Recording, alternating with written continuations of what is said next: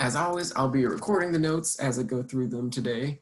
So if you ever want to go back and take a look at them, the meeting recording will be posted right here under the Zoom class video section on the Google Classroom under the Senses and the Brain tab, because these are the notes that we're going to be talking about today. So if you scroll all the way down here, today is September 24th, Thursday, and we are talking about senses and the brain. Just a reminder, the midterm for this class did go up on Friday. I know a couple people have already tried their hand at working through it, so if you have, good for you. There is some information on the notes that we're going to go over today that is on the midterm. So if you do want to go back, like if you did the midterm already, but we go over some stuff today and you realize, dang it, I messed that up. I didn't get that right. It's fine by me if you go back and retake the midterm again, resubmit a new set of answers. Whenever I go in and grade the midterms sometime next week, I'm only going to be looking at your most recent submission. So I'm not going to be worrying about all the first couple times that you did it. So if you're pretty happy with your midterm answers the first time around, then that's great. But if you want to go back and change them after today, sometime during the day on Friday, then that is also totally fine.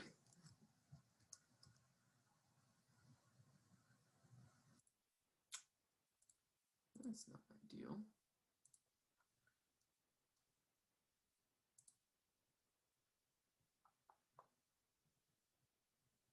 So it seems like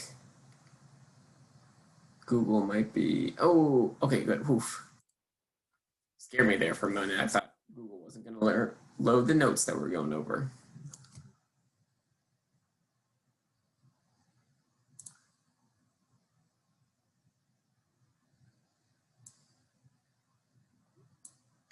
All right, so senses and the brain.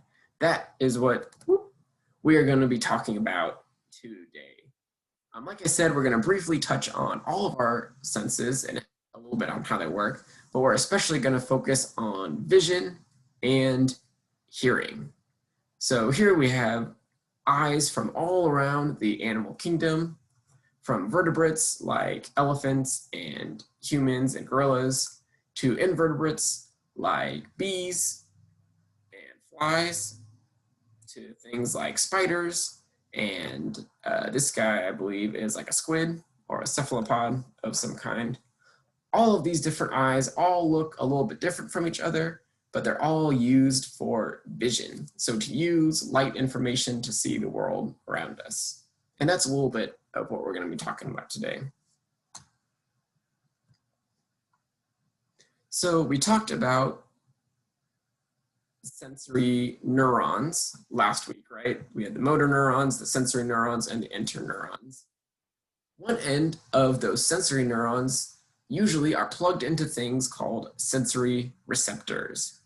So these are special types of cells, usually found in our sense organs. So things like your nose, your ears, your eyes, your fingertips, your tongue have a lot of sensory receptors on them. Things like the skin on your arms and legs, the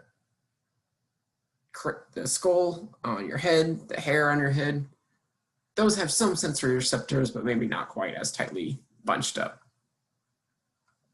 So there are kind of four major categories of sensory receptors in our body. There are photoreceptors that detect light. There are chemoreceptors that detect chemicals. There are mechanoreceptors, so mechano like machine, kind of mechanic. So these detect movement. And thermoreceptors, which detect heat and cold. So we're going to talk a little bit about chemoreceptors and thermoreceptors, and we're going to talk a lot of it about photoreceptors and mechanoreceptors. So thermoreception, just like the name suggests, has to do with sensing changes in temperature. One thing that thermoreceptors are especially useful for, and the main thing that they do, is they can't tell you necessarily exactly how hot or cold something is. Instead, they can tell you if something is hotter or colder than the area around it. So thermoreceptors have to do with differences rather than absolutes. So that's why if you ever come in from the house on like a super cold day and your fingers are like a little bit numb from the chilly air and you run it under the cold water in your sink at home, that water, even though it's on the coldest setting, still feels a little bit warm because your fingers got so cold. So your thermoreceptors knew that the water is warmer than what your fingers are at, and so that's why the water feels a little bit warmer. Same thing for if you put one hand in hot water and one hand in cold water for like a minute or so, and then put both of those hands in room temperature water, your cold water hand will feel a lot hotter because the room temperature water is relatively warmer than the cold water, and your hot water hand will feel cooler because that water is a lot cooler than the hot water it was just in. So these thermoreceptors, we have a lot of them in our skin, and they are part of the peripheral nervous system. So because they're not in the spine or the brain, they are part of the peripheral nervous system. Pretty much most of the things that we're going to be talking about today, until we get to the actual brain, have to do with the peripheral nervous system. Chemoreception, our second type of sense receptor, is the detection of chemicals. Again, just like the name suggests. So one form of chemoreception is taste. So we have receptors on our tongue that pick up on different chemicals in the food that we eat. And so when that food chemical comes into contact with part of our tongue, it activates a certain sensory receptor that tells our brain, hey, this tastes really sweet, or this tastes really salty, or this is super bitter, this is coffee and it's gross. So the sensory cells in your tongue are detecting chemicals in the food, and then your brain is interpreting those chemical signals as taste. So that's one form of chemoreception. The other major form is in our nose. So just like we have receptors in our tongue that pick up on chemicals in our food, we have receptors in our nose that pick up on chemicals in the air. So as we breathe in the air around us, we breathe in all the different chemicals that are around us. Those activate some of the sensory cells in our nose, and that sends a signal to our brain to tell us what we are smelling, what sorts of smells are we experiencing.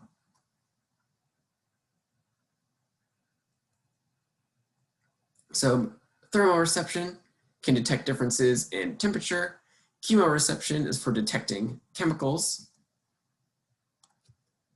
And the next one, which is one that we're going to focus a lot on, is photoreception. So photoreception is the detection of light, how bright or dim it is, and what color it is. And so our sight is based on these photoreceptors being activated by the light bouncing off objects in the world around us. So we have our eyeballs up here that have a whole bunch of photoreceptors in an area called the retina, which we'll go over in a lot more detail in just a second.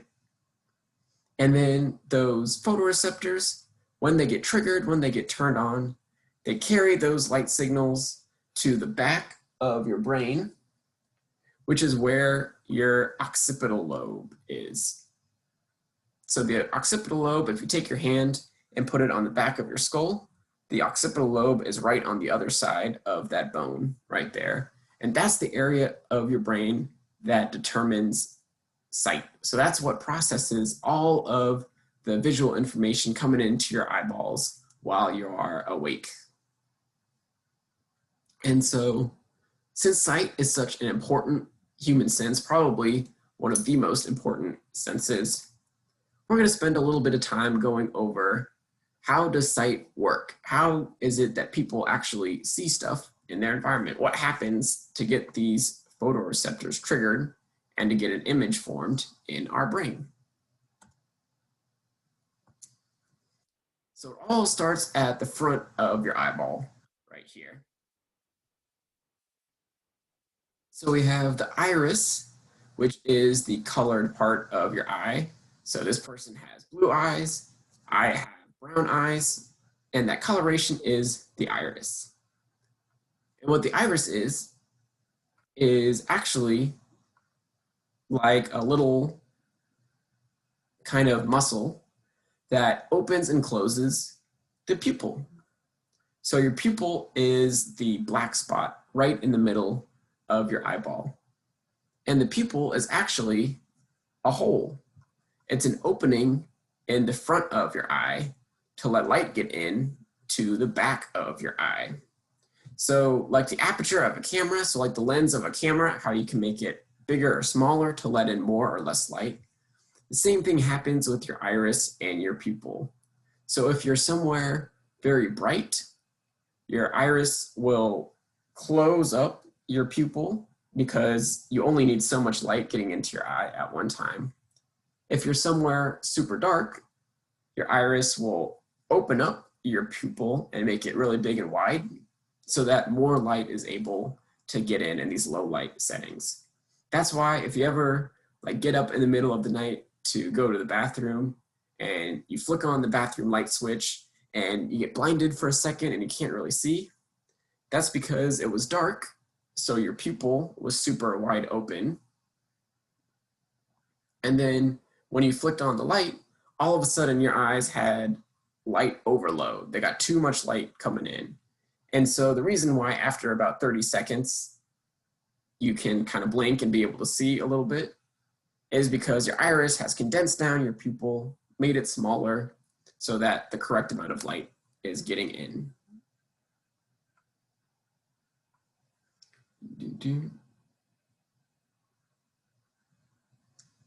And then right behind your iris and your pupil is the lens, which we're going to talk about in just a second.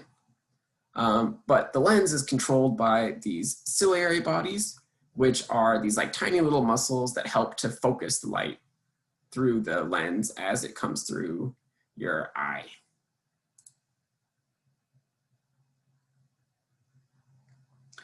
All right, Matt's asking about why people's pupils will like dilate when they're drinking a lot, or there's some drugs that cause the pupils to dilate. Usually it's because those chemicals in the stuff that you're drinking or eating or smoking or whatever you're doing is triggering the sympathetic nervous system, which if you remember is the fight or flight motion or the fight or flight kind of instinct. And so even though you're not actually in any danger, that nervous system is still getting triggered, and part of that is dilating the pupil and opening up so that there's more light coming in case something starts to go down, and your body is essentially worried that it's not going to be able to see well enough with the pupil normal open, so it opens it up a little bit wider. So it's kind of a side effect of those substances triggering that sympathetic fight or flight nervous system. Good question.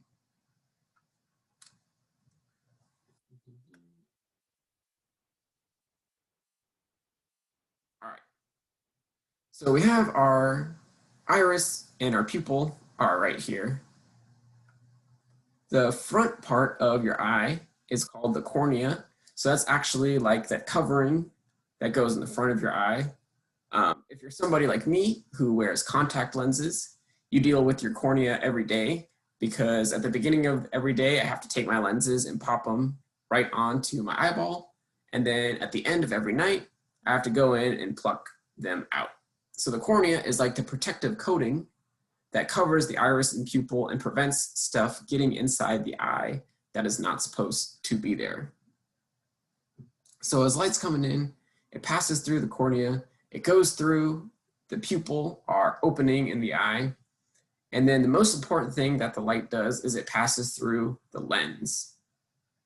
So the lens is a hard, almost glass looking object right behind your pupil.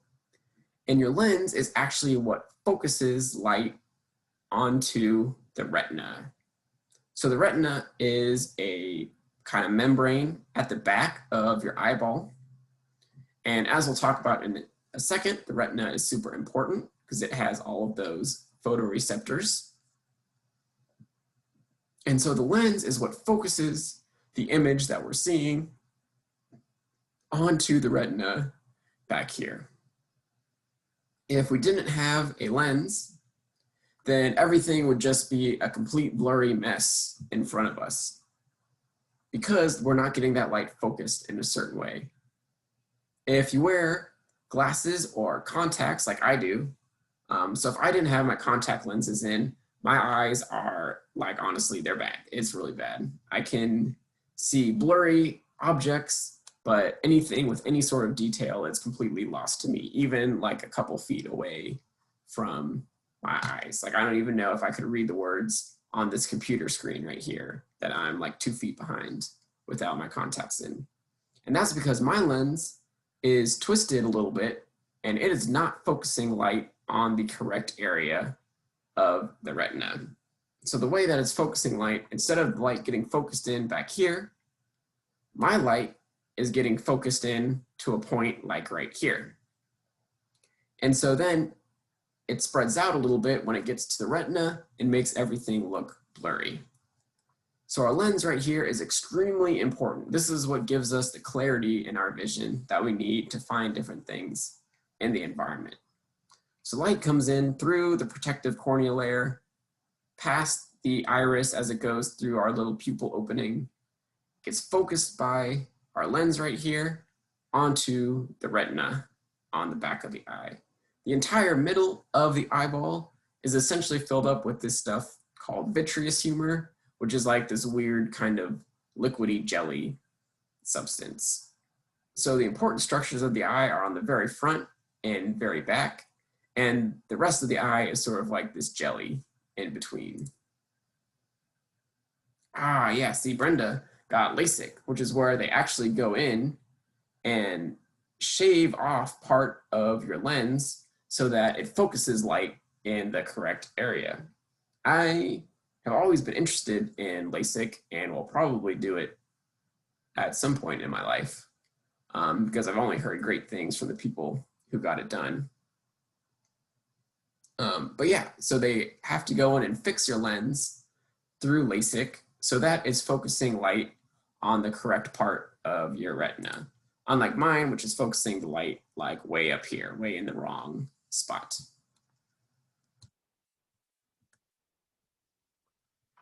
So once that light gets focused in on the retina, so the retina is like this yellow kind of colored stuff back here. That activates the photoreceptors in our retina. So there's another layer in the eye called the choroid. That's kind of a darker layer. Essentially, all it does is absorb extra light so that that doesn't interfere with the light that's getting focused on our retina. But the retina is where those photoreceptors are. And so when the light gets focused on the retina in the back of our eye, that activates all of those photoreceptors that are back there. So we've got thousands and thousands of photoreceptors along the back of the eye. Those get activated as light hits them. When they get activated, they send signals through sensory neurons. And then all the signals get bundled up in this little area called the optic disc. And then this big yellow stretch is the optic nerve. And that is a big bundle of neurons that carries information from those photoreceptors in our eye to that occipital lobe in the back of our head. So the light comes in, activates our photoreceptors, that sends those signals down through the optic nerve and then back to our brain where they are interpreted, where our brain makes sense of these light signals that are coming in.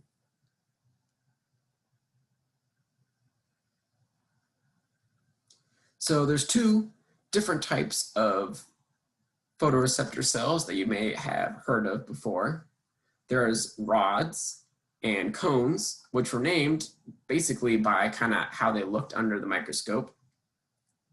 Rod cells detect the amount of light in an area, and so the more light that comes in, the more rod cells get activated. So the rod cells are what tells our brain, hey, it's really bright in this room, or hey, it's really dark in this area over here. And then the cone cells are for color.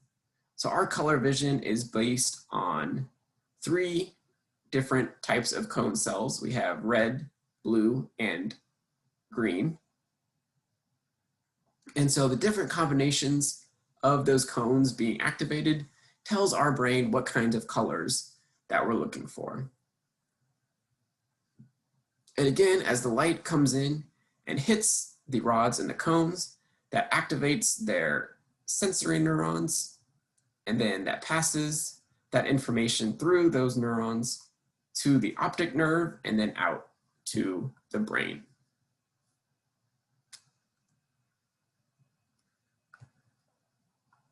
So for the most part, in order for your vision to work properly, you've got to have these rod cells. And then there are some people who have issues with their cone cells. So I don't know if you guys have ever seen this before, but it's a series of pictures that look like little pebbles.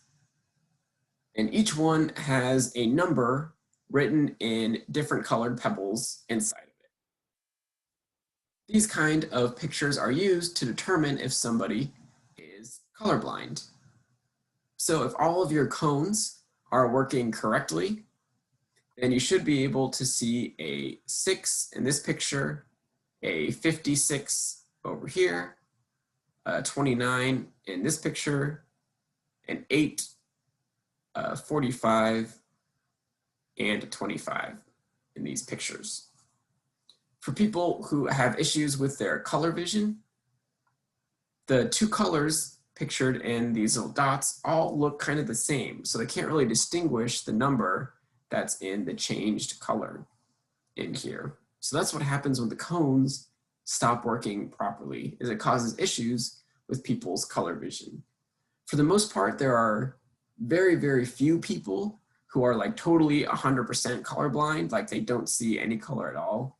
Most people who are colorblind have what's called red-green color blindness, where they have issues distinguishing between reds and greens. They have a tendency to kind of blend them together and mix those ones up. So that is sort of the basics of how vision works. We've got our light, comes through the cornea and the pupil, gets focused by our lens right here onto the retina at the back of the eye. All the little photoreceptor cells in the retina get stimulated and send their signals down through the optic nerve back here to the brain. All right, we've had some good questions and points so far. Anybody have any questions about the eye or some of its structures so far?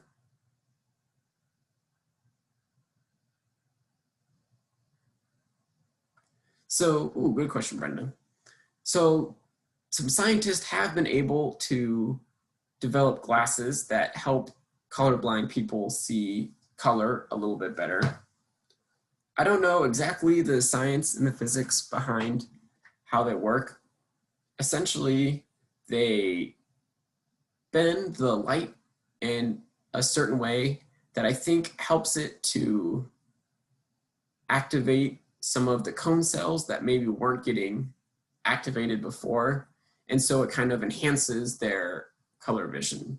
It might not be able to completely restore their ability to see certain colors, but I think it makes it more easy for them to distinguish between colors that are different. So that's one of the main issues with color blindness, is that people can, for the most part, see colors. There's just a couple colors in the spectrum that they have a really hard time telling the difference between. Even though to us, things like red and blue might look very different, to them, they kind of blend into the same sort of bluish greenish type color. All right, good question, Brenda. That's a cool point. Very nice. All right, any other questions about the eye, the photoreceptors, anything like that?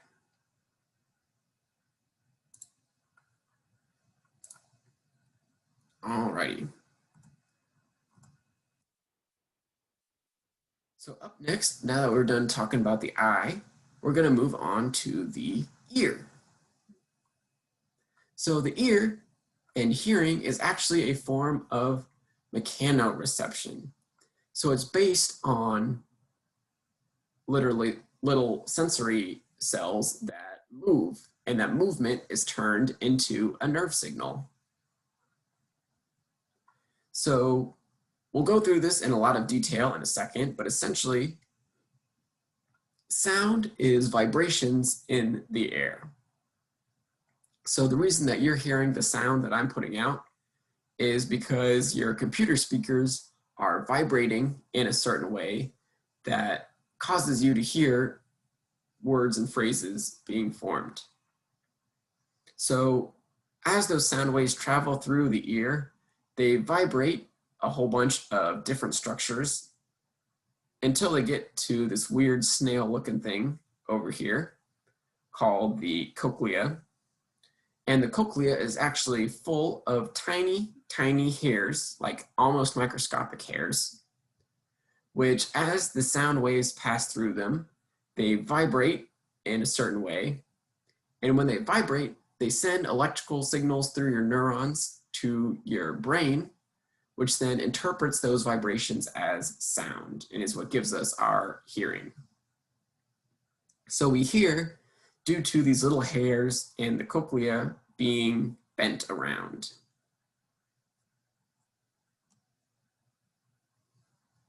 All right, so the thing that you normally think of as people's ear, this kind of outer fleshy thing right around here, is actually called the auricle. And the reason why we have them is to focus sound waves to the inside of our ear. So right past your auricle, you have this little ear canal, your auditory canal. And then at the end of that canal is this thin little membrane called the tympanic membrane, also more commonly referred to as your eardrum. So your eardrum is at the end of your ear canal right here, and is this thin little membrane that as these sound vibrations come in through your ear, they'll vibrate your eardrum, which turns them from vibrations in the air and a gas to vibrations in a solid, your little eardrum membrane, your tympanic membrane. And vibrations, as it turns out, travel a lot more easily and quickly through solids than they do through the air. So we're channeling all these vibrations and causing the auditory canal to shake back and forth.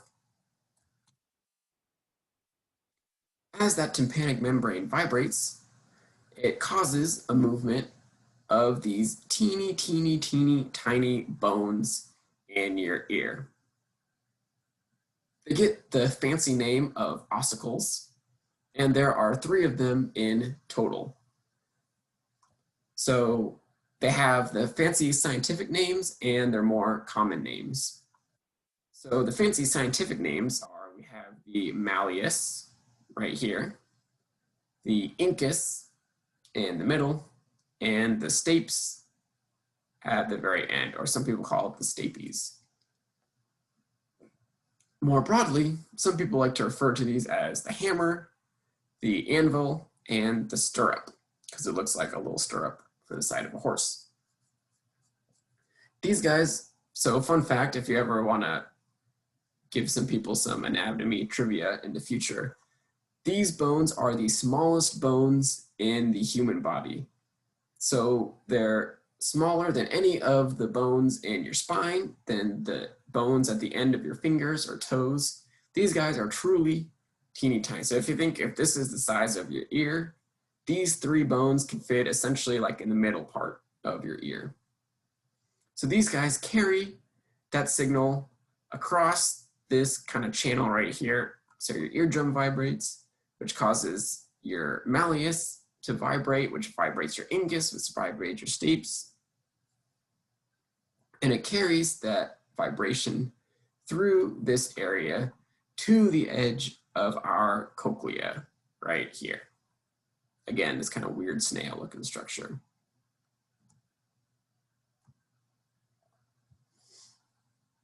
So the swirly part is the cochlea, and then just past that is an area called the vestibule.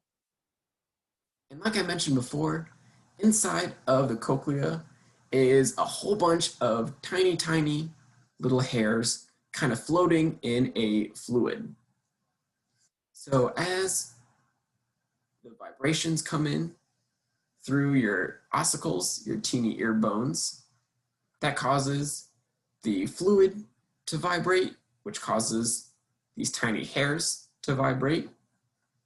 And those vibrations, just like how your photoreceptors sent signals down the optic nerve, your mechanoreceptors, these tiny hairs, send vibrations down the auditory nerve, also known in fancy anatomy words as the vestibulocochlear nerve, because it's a nerve that attaches to the vestibule and the cochlea. Scientists are not known for their love of creativity. So we have all these tiny hairs in here vibrating, which activate our sensory receptors, which send that sensory signal to the brain, which interprets the sound that we're hearing and essentially tells us, here is the sound we're hearing, here's how loud it is, here's what direction it's coming from. All that information is being sorted through and processed by our brain.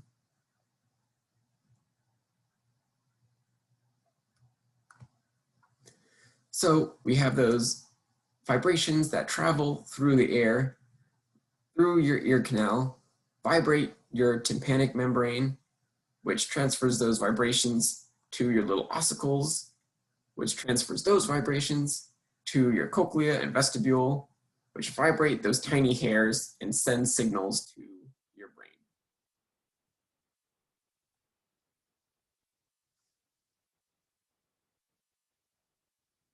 So this is just like a super close-up of inside the cochlea. And the main thing that I wanted to just kind of demonstrate is we have all these super tiny little hair cells in here that are getting ready to vibrate. And over time, these hair cells become less and less sensitive. So the reason why a lot of elderly people need hearing aids is because these hair cells naturally kind of stiffen up over time, and they aren't as sensitive at picking up quiet sounds or sounds in really crowded areas. That degradation can be enhanced by extremely loud sounds. And so if you go to a ton of like concerts all the time, or the speakers are really blasting, or you listen to music super, super loud in your headphones, you're actually kind of overstimulating these hair cells, and you'll cause them to lose their ability to vibrate even more quickly than they would naturally.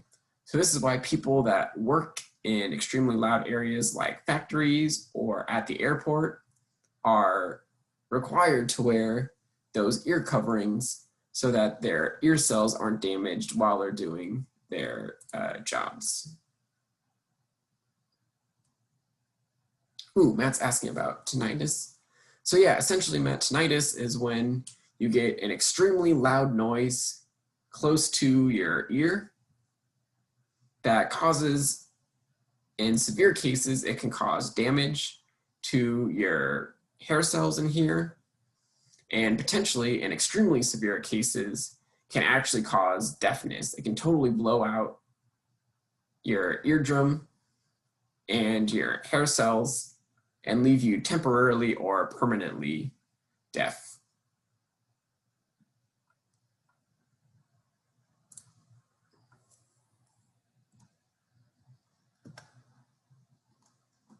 All right, so before we move on to our next section about the brain, does anybody have any questions about the structure of the ear, the function of the ear, or how stuff works? So yeah, Matt, like going to a bunch of concerts causes damage over time to these hair cells, which is what leads to the tinnitus.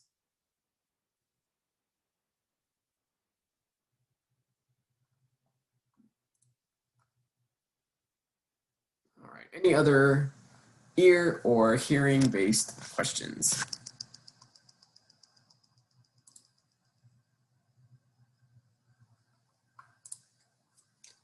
All right, so that was the senses part of our notes today. Again, really making sure to focus on the eye and the ear, because those are a couple of our most important and most complicated senses.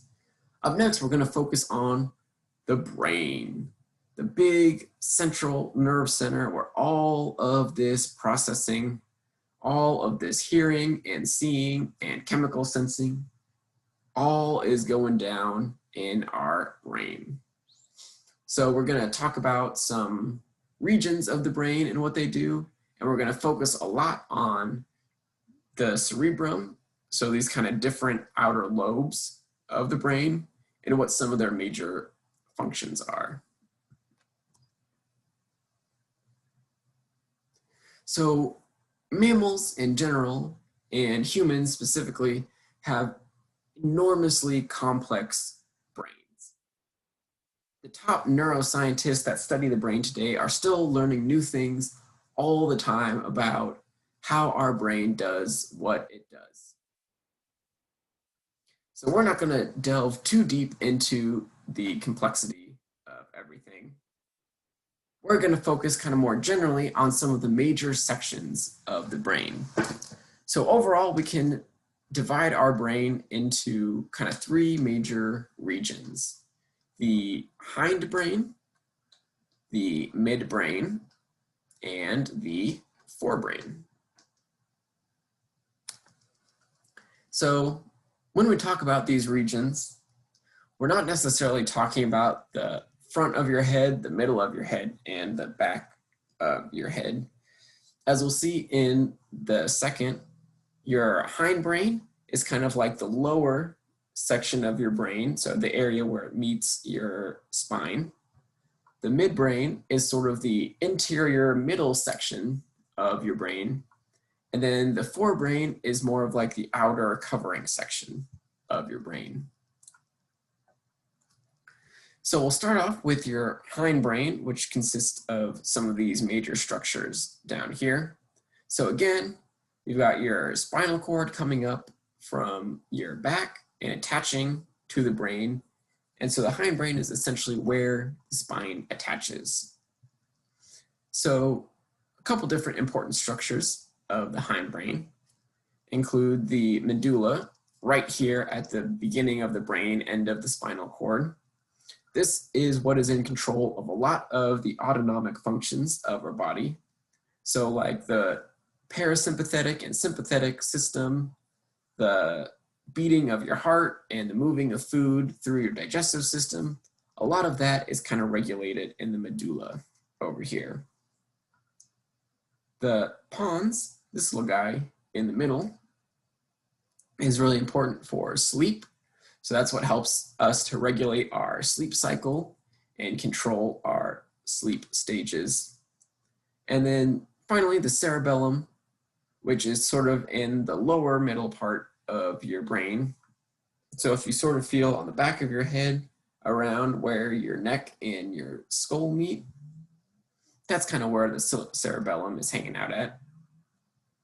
And the cerebellum helps us a lot with coordination and movement. So the reason we're able to walk and put one foot in front of the other in a coordinated manner, a lot of that has to do with the cerebellum. Same thing for coordinating motion and motor memory.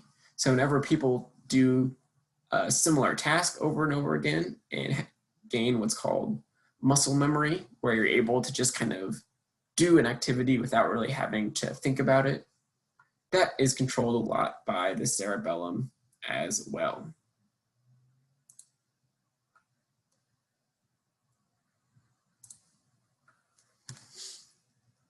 So this is the hindbrain. Again, it's not the back part of the brain over here. We'll get to that in a little bit. It's like the bottom part of the brain.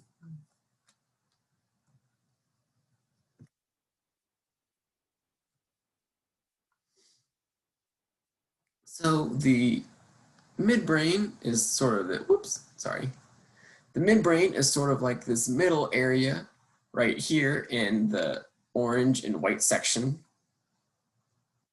And the midbrain does a couple different important tasks, but the one that I really want us to focus on is the fact that it is like the filter of the brain. So our brain has tons and tons of information coming at it at all times, right? Your eyes are constantly picking up on stuff while they're open. Your ears are constantly picking up on small vibrations, and your sense of touch is always picking up on things from the world around you. So the midbrain is what allows the brain to kind of be like, okay, I'm taking in all this information, most of it not important. I don't need to keep track of it. So it filters out all sort of the extra material that the brain doesn't necessarily need to be focusing on. So one good example I like to think about this is think of your clothes. Hopefully, 99% of the day you have your clothes on, right? But how aware of you are you of all the different areas where your clothes are touching the skin on your body? You may notice it when you first put on your shirt or your socks or something, right? But eventually, you kind of like forget that your clothes are there. You get used to having them on. That is thanks to your midbrain, right? Your brain does not have to constantly be aware that when your shirt's on, your shoulder is saying, hey, there's something touching me. Hey, there's something touching me. Hey, there's something touching me. We don't need to know that 100% all the time.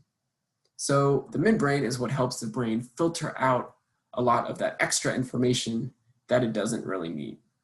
So that's why when your clothes sit on your body for a few minutes, you kind of get used to them being there. But if somebody comes over and taps you on the shoulder, that's a new sensation. So you're immediately going to be able to focus on that and respond to that. So the midbrain is what helps us to focus and tune out sort of extra non-important information. All right, so finally, the big daddy that we're going to focus on today, and the thing that you probably picture when somebody says, think about what a brain looks like.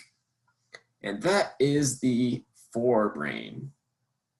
So the forebrain is sort of this outside section, plus this kind of middle section that goes around the midbrain. So like your midbrain is sort of right in the middle of all this stuff inside here.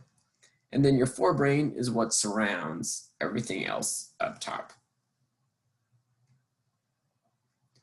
So there are a couple minor structures in here, like your thalamus that helps to send sensory information to the right place.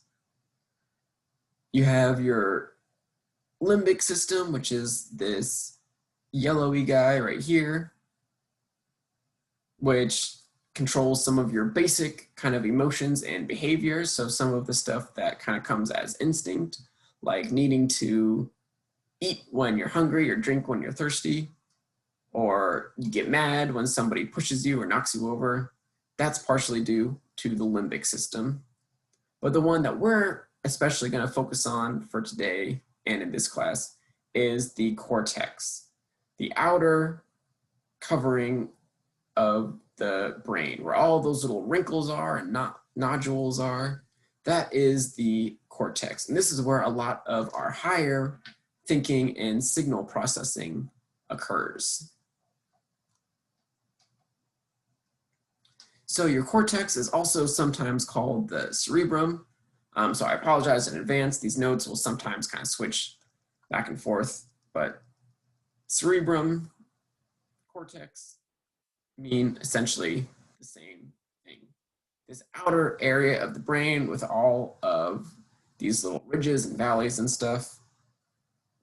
And so the cerebrum does a whole bunch of different functions, from memory to language to movement to controlling your muscles. And so we're going to kind of break it down section by section into what are called these different lobes. So these lobes of the brain, these lobes of the cerebrum, are specialized for certain sets of functions and roles.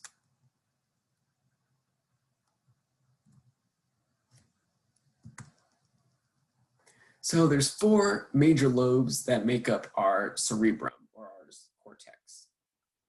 We have the frontal lobe, which, if you're thinking about your own head, is kind of like where your forehead is and a little bit at the top of your head.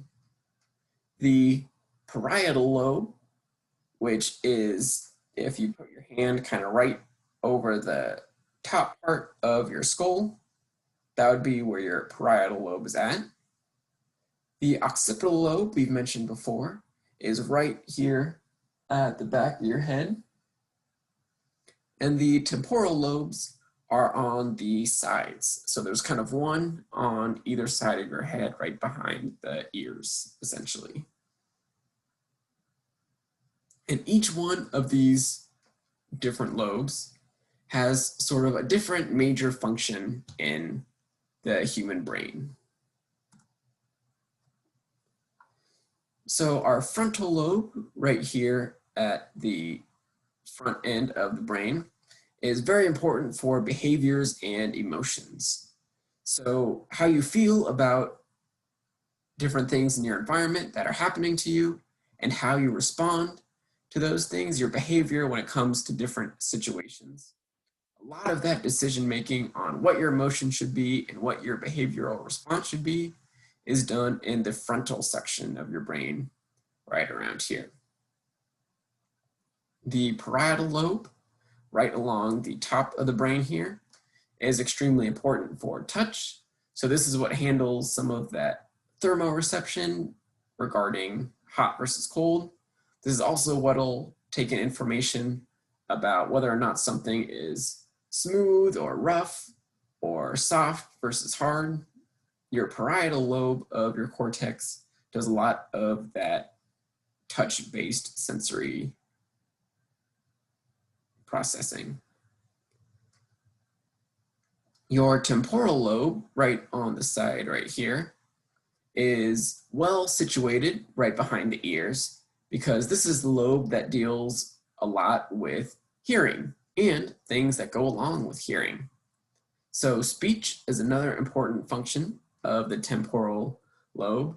Obviously, in order to speak a language well, a lot of that has to do with listening to how other people speak that language and trying to emulate it. And so the temporal lobe is a big speech center. It also has some roles in memory formation, and it also, along with the frontal lobe, is involved in emotional response. And then finally, like I mentioned before, back here on the back of your head is your occipital lobe, which focuses on vision. So obviously we, as humans, we have a ton of visual information coming in through our photoreceptors almost all the time, which is why we have a whole region of our brain just dedicated to processing and decoding those visual images and figuring out what are we seeing, how bright is it, what colors is it giving off, information like that. So 4 major lobes of the brain. Frontal helps us regulate our behavior and emotions.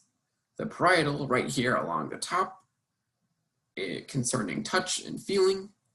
Our occipital along the back here, which processes our visual information. And then the temporal lobes right along either side that control hearing, speaking, and play a big role in memory formation.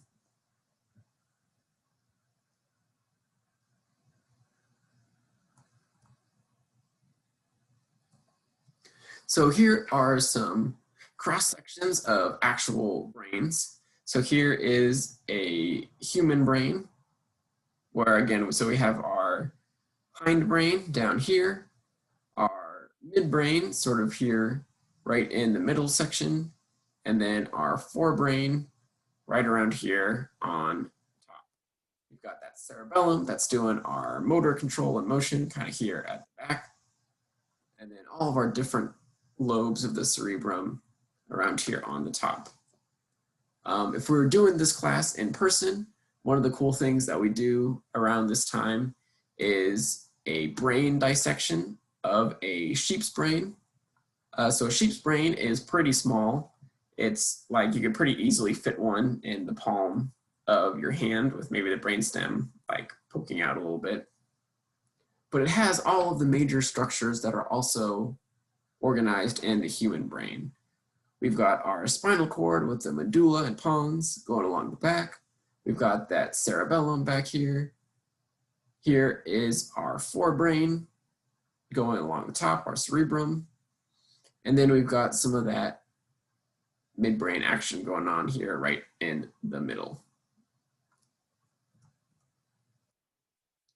And so human brain, incredibly complex, but not all of the brain is doing everything all at once.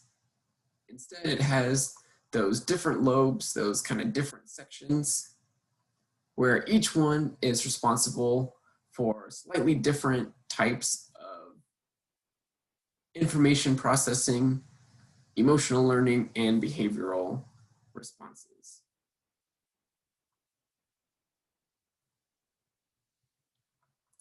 All right, I know that was a whole ton of information that I threw at you just there about our brain. Anybody have any questions, anything about the brain that you want me to go back over again in a little more detail?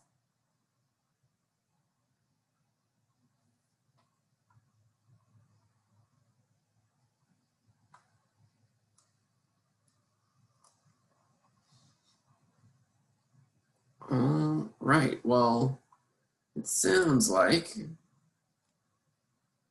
guys, let me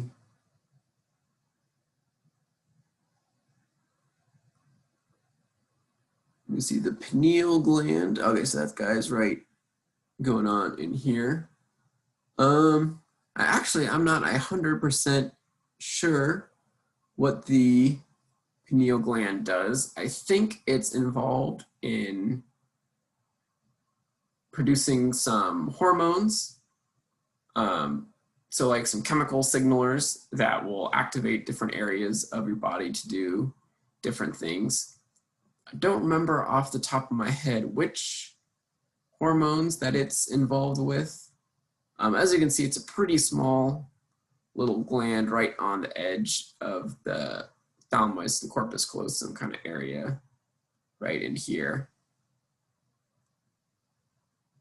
But I'm not sure exactly what. If I remember right before we end class, I can look it up really quick and see if it does something really neat.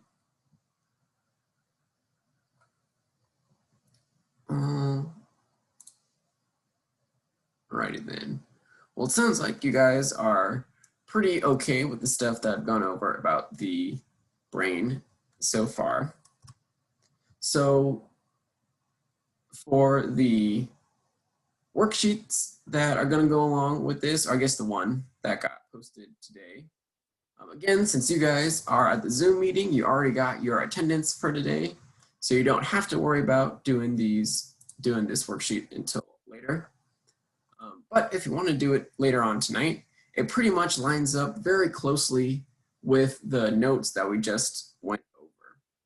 So if you look at the worksheet, it's divided up into 3 different sections. A section about the eye, a section about the ear, and a section about the brain.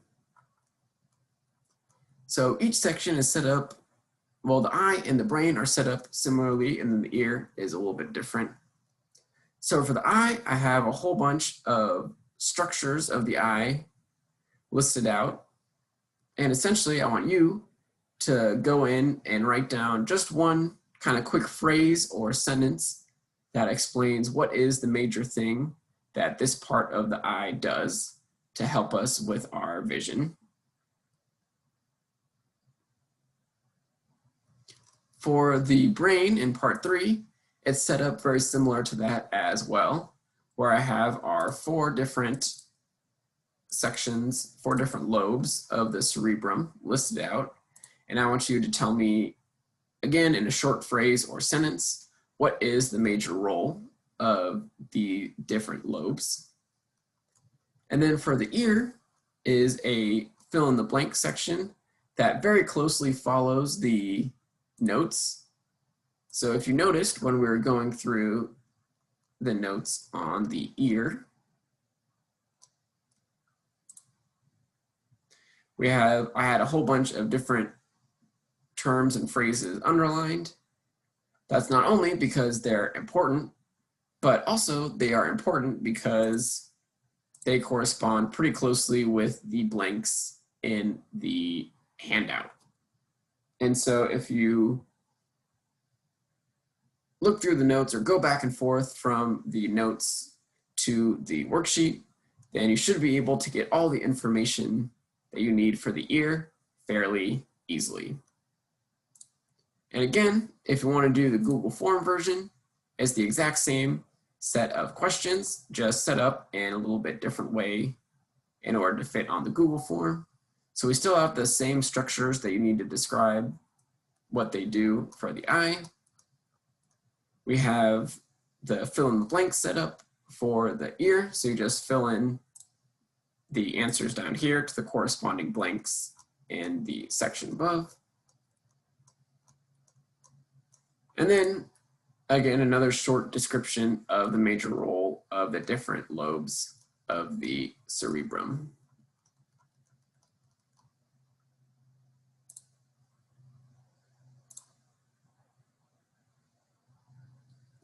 Alrighty.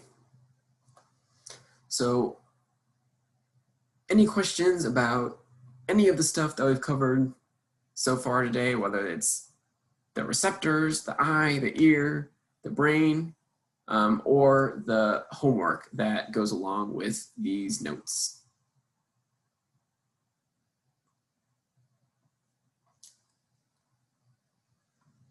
All right, well, Matt is shaking his head no, and it sounds like Chris and Brenda are pretty set as well. So just a final reminder, you've got that worksheet that we're just going over, so make sure that you get that done at some point in the next couple days or so. And then there's the midterm that got posted on Wednesday that again isn't due till the end of the day on Friday. So if you want to spend most of tomorrow working on it, you are more than welcome to. And it covers all of the different stuff in systems that we've talked about so far. So everything from the digestive system the circulatory system, the respiratory system, as well as everything about the nervous system. So not just the neuron and central and peripheral systems that we were talking about yesterday, but there's also some questions on there about the eye, the ear, and the brain. So as always, you're free to look at your notes and your past worksheets as you go through those systems. Since it is technically an exam, if you get stuck on a question, I can't necessarily help you figure out the answer like I would be able to for a normal homework, but I can try and maybe rephrase the question in a different way if you're not really understanding it, or you're kind of confused about what exactly the question is asking about. Those sorts of things I can help you with on the exam. And so feel free to reach out to me with help about any of the homework or exam stuff that's coming up this week. And I'll do my best to help you out with those as much as I can.